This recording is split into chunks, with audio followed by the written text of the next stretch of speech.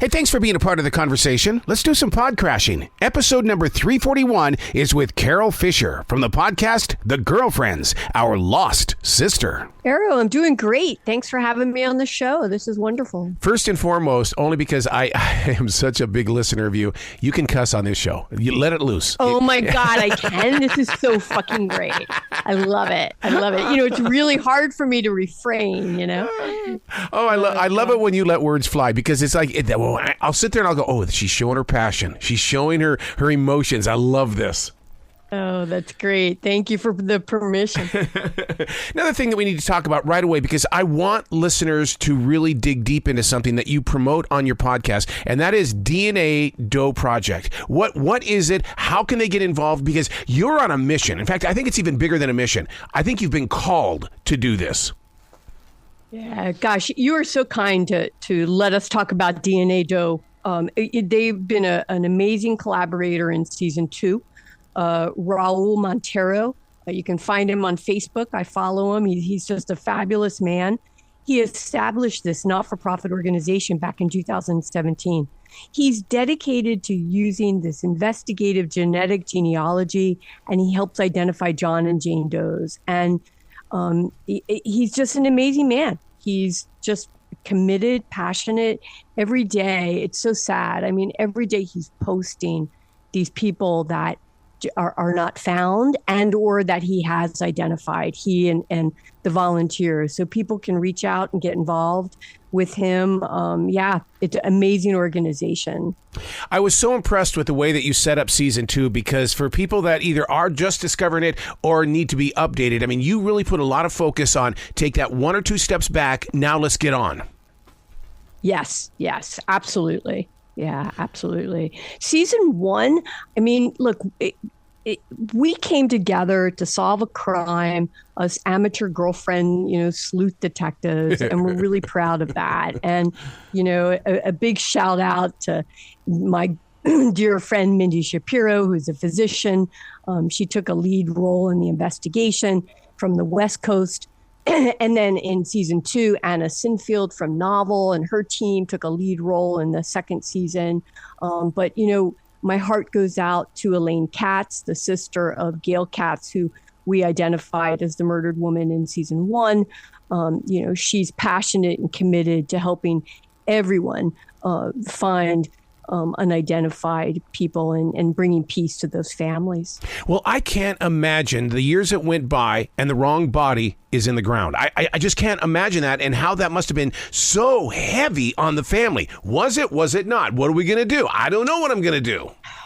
Oh my God. It was such a shit show. Yeah. For, just really for poor Elaine, here she is dealing with her sister, and now she's got to figure out, what do I do with this missing torso, or, this unidentified torso? And, my heart goes out to Elaine and her family. Elaine is this badass woman who just does the right thing for the right reasons. And she got very involved in season 2 to help bring justice and help bring a voice to the unidentified torso that we were calling Jane Doe. And I don't want to give away spoilers, but we do find out the identity of the torso. We tell her story, I think, in a beautiful way, in a way that really gives justice to this Jane Doe against this horror that was just sickening and unjust end to her life. And the listeners can hear Dr. Mindy Shapiro. Mm-hmm. Obviously, they're going to hear Anna Sinfield, and they're going to hear from Elaine. And people just love Elaine. She's got a fierce voice, a soft heart, and she's just badass. I tell her all the time, she's just a badass. And no matter what, when you go to Elaine's house, you have to eat the food. I mean, it doesn't matter what's on that table, you got to eat the food.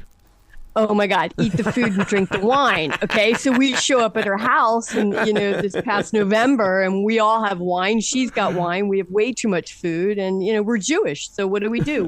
We eat and we drink and we have fun. And, what I love about Elaine is that I can cry with Elaine and I can laugh with Elaine. And I know Anna and Mindy and all of us feel the same. So she's just an amazing woman. I do want to do a shout out to No More, because No More we partnered with in season 1, and there are so many women, 1 in 3 experience domestic violence at some point during their lives, and 1 in 4 men experience domestic violence at some point in their lives.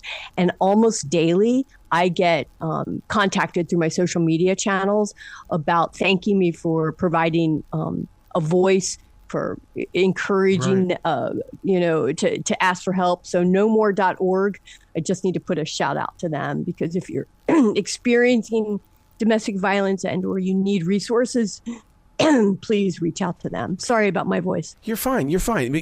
Being natural is everything that you are. And I think that's the reason why I'm so tapped into the girlfriends, our lost sisters, the fact that everybody on there is themselves. You're not trying to pretend to be, a Ryan Seacrest or somebody like that. What you're on there doing is just being you.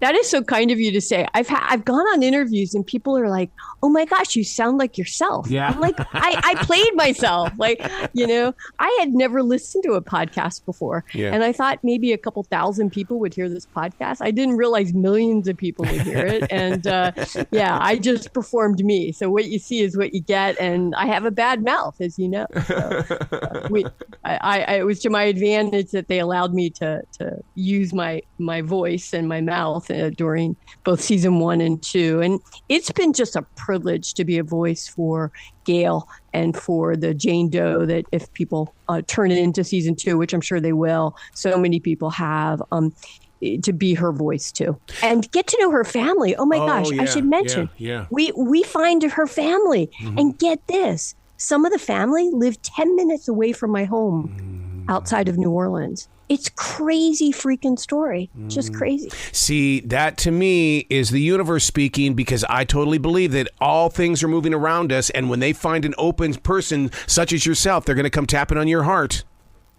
Oh my gosh, I love that you just said that. I am such a believer that the universe delivers. And I've got to believe that this woman that I'll still call Jane Doe, and Gail, they aligned it so that we all are richer and have better lives together. And I've become dear friends with this Jane Doe's family. They're just lovely, lovely people. One of the things that was heavy on my heart as I was, experiencing the podcast is I kept going, Carole and the girls have got to be able to team up with a group of people to find out the big mystery of all of these indigenous women that are missing. I just feel like that the 4 of you have the balls to sit there and sit at drinking wine and having dinner and trying to figure out what other people cannot figure out. Well, I have a day job, okay? No, stop it. I know, I can't believe it. And it has occurred to me that it's a calling, but I do have a day job and I do other work.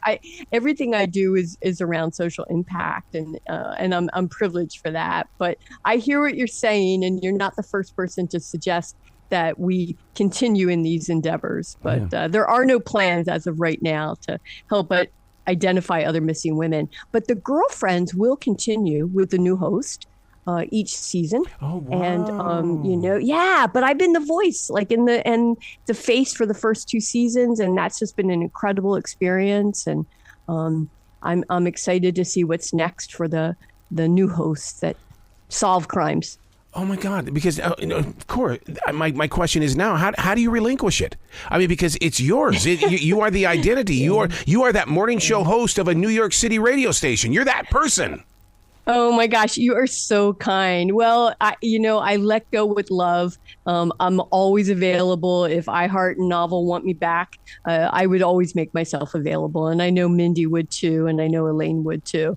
But, there's different stories with different hosts, and I get it. And so I believe, like you said earlier, the universe has in store what it does, and we'll see where this goes. Wow. But I think season 3, I met the new host. She seems fabulous, and we'll see how she does. I can only imagine she'll rock it like we did. One of the scenes that as a writer and a producer that I really loved inside season 2 was when you went up to Staten Island and there was that fence, and the way that you described that fence and that you were not going to let that fence get in the way. I laughed because you took me there like the way that the episodes of Radio Mystery Theater used to do. In other words, I saw it. I was driving in the frickin' car, but yet I saw what you were doing. I'm so glad that you could visualize that. I'm like, what the fuck? Yeah. A fence? Really? Yep. Like this is going to get in our way now? We're the wire cutters. So, we do whatever we need to do. We are relentless women and we were on a mission. So fence or no fence, we were getting through and we did. And it was a very tender, warm. Yes, it was. Yeah, it was really special being at that place. And I get chills just telling you about that because it moved my heart more than I can explain. It was life-changing. Well, yeah, because, I mean, even when you arrive into that special spot, you knew that you were in that spot. And because I kept going, where are they going? Where are they going? Okay, we've all been on a wild goose chase before, but it's like when you guys got there, it was like, they're there. They're there. I can hear it in their voice. They're there. Yeah. And to think that we're there and Jane Doe knows, I've got to believe that she knows that we're there and we're putting our arms around her and including Gail and saying, we've got your back and we've got your voice. I felt that moment and I feel it now as I share that with you. Yeah. Wow. So one of the things that listeners need to understand with the transition of the way the podcasts are going is that your podcast comes with transcripts. And I like that because when I miss something because I was halfway listening or I was, because I was driving, there was a car that was doing something really weird in front of me, I can go back to those transcripts and see exactly what you guys were doing. I think that is such an amazing thing that you're doing with iHeart. Oh my gosh. Well, I didn't know there were transcripts. Yes. So, it is such a great tool. It really, it helps me out. That's fabulous. Oh, that's great. Here's the funny thing. I've never listened to a podcast before I did this, and I've never listened to one since. So I have not been on the site. So I'll have to check it out and look at the transcripts. Yeah. That's wonderful. So you don't miss anything. I love that. You don't. And even as it's happening, what happens is it draws you even deeper into it because you guys are allowing the sounds of the atmosphere that you step into come alive. In other words, and I don't, I'm not going to sit here and say that, it's just a production library. I don't think so. I think you guys had microphones going at all times. Well, I'll tell you, Anna Sinfeld is an amazing producer. Her colleagues at Novel, I mean, they know what they're doing. And she really helped bring this story to life. I'm forever grateful to iHeart Podcast because they saw the value and they allowed us to help other women too, and men, but really other women. And that's a unique spin in a true crime podcast. Yeah. I got to tell you, I was with iHeart in the days when Robert Pittman had this big meeting with all the radio stations, and he says, "I'm introducing to you something called iHeart Radio." Nobody in the world knew what it was, but this man's vision and what we did as a company, and then you get the opportunity to do this. I mean, the journey to be in this moment of now, my God, it has been so incredible for people like yourself to have a voice. Just to be on your show. Okay, can we talk about that? I am now on a national radio show talking about domestic violence, talking about the girlfriends, talking about, all these projects. I mean, it's amazing to me, and I pinch myself every day. So none of it is lost on me on the vision that was had way back when. So what didn't make it to this season of the podcast? And the reason why is because, like I said, I'm an editor. I know what stays, what goes, what has to, what has the impact and stuff. But you guys had to have had those microphones always going at the same time. What didn't make it that you kind of sit back going, maybe we should have done that? I don't think there's anything we should have done we didn't do, okay. But we did leave out some of the very gruesome details. It was a really bad freaking story. Like it was just fucked up. Yep. I don't, it's something I never wish on anyone, how that Jane Doe's life ended and how her life was lived. I mean, she just had not a chance at a very young age. And so, we left out some of the information about, I don't know, some of the horrors because it didn't serve her well. I want her to be remembered as this independent, fierce woman who, and she was incredibly fierce, incredibly talented in a different way that just she didn't get to shine that light on herself because of dysfunction in family and how she was raised. Why do I feel like she's alive in you right now? I really do. I believe in spirit guides and spirit keepers. You know, God, I love you. I got to tell you, she's with me, and so is Gail. Yep. And I get signs all the time from the two of them. And that sounds crazy, but they are very much alive.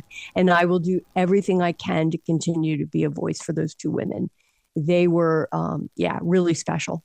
You talked about that even though that in the next season you guys are going to be doing something differently. But the thing is, though, the collection that you have here with the whining and the dining and the laughs and the to sit there and interrogate each other to the point where you're getting answers that you wouldn't get if you were in a supermarket. But I mean, is this going to continue somehow, some way in your own personal lives? Are you still going to remain that close? Oh my gosh, of course. Well, first of all, we all love wine. Yeah. And right. So yeah. Anna is with Novel, the producer. She lives in London, and she's actually been to my home. And I live kind of like on a farm here outside of New Orleans. She's also been to my home in Las Vegas and my mother's home in Las Vegas because I tether my time.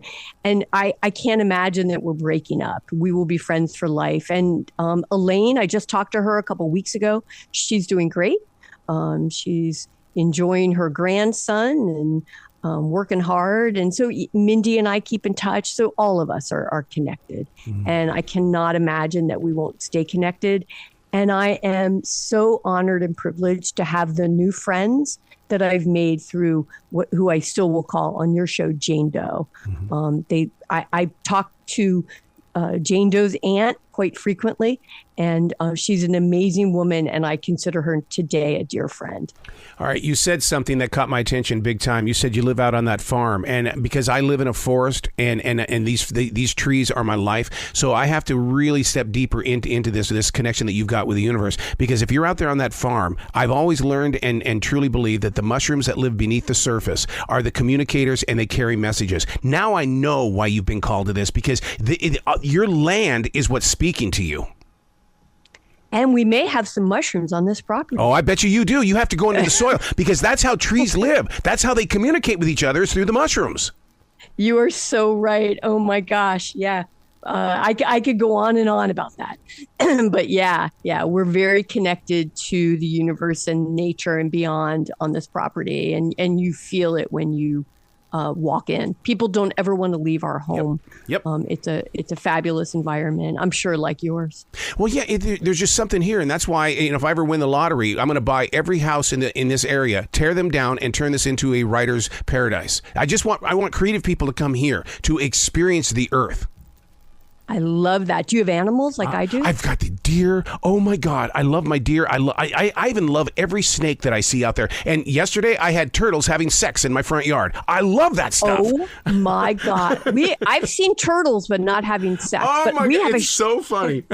Oh my God, I hope they don't break their shell. But we have a shitload of animals. So I've got 3 horses. We've got a pet pig. We've got some goats. We've got a lot of ducks. Way too many chickens. And so.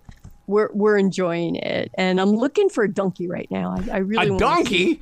Yeah, wouldn't that be so fun? Yeah, I love how they talk. Yeah. They do talk, and the thing is, though, is that you've got to become the listener so that they have something to talk to. Yes, absolutely. Yeah. Oh my God. Yeah, just have the 4 of you girls been together on your farm?